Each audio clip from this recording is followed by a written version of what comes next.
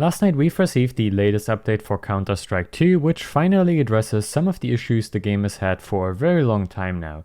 Sadly, even after this update, there is still a lot of issues with the game that this update sadly did not address, but it is certainly a step in a better direction. Hopefully we get more bug fixes soon. Anyways, without further ado, let's dive into today's update video. As always, of course, the timestamps are in the description down below, so feel free to skip ahead to any topics that might interest you.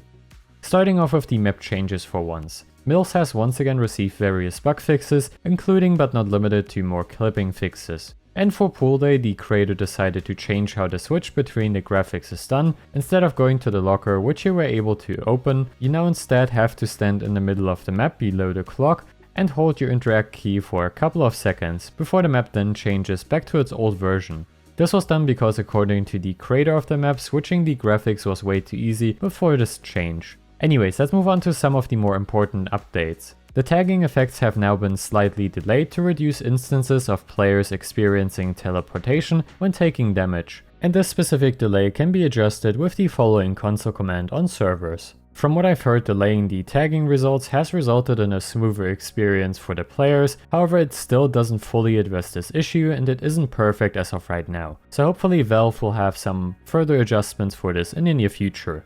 And due to this change, players will now have slightly more time to move at full speed when receiving damage in comparison to before. Anyways, let's move on now. The bomb plant bug was also finally fixed with this update, which is really good to see. Not only did this bug allow you to fake plant the bomb anywhere, but in some instances it also allowed you to peek through the walls, which was definitely a problem.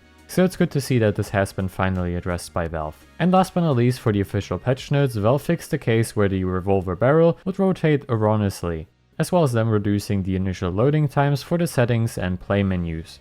Last but not least, let's go over the latest news and datamines we've also received with this update. According to Gabefollower, new strings were included with this update regarding suspicious shots, and by the looks of it, I would assume that this is possibly related to an anti-cheat update, but I'm not entirely sure about that. It is just speculations. Surprisingly enough, there were also some strings found regarding snap tap detection inside of the game. And once again, I'm not entirely sure what the purpose is for those specific strings. Maybe this is for gathering some data on how many users are using this feature, or maybe Valve has a completely different purpose for it. If you have any ideas, feel free to leave a comment down below. Last but not least, we have some skins news. The creator of the Printstream has published his updated Printstream collection to the workshop, which I will leave a link to in the description down below. Now, this news in particular does not mean that these skins will be added, or better said replace the older versions, since it's up for Valve to decide whether or not the community made skins will also receive the upgraded gun models, which I hope is going to be the case. And that already concludes today's video. Thanks for watching, I hope it was informative and enjoyable to watch. If so, consider leaving a like and subscribing, and I will see you of course in the next one. Bye guys.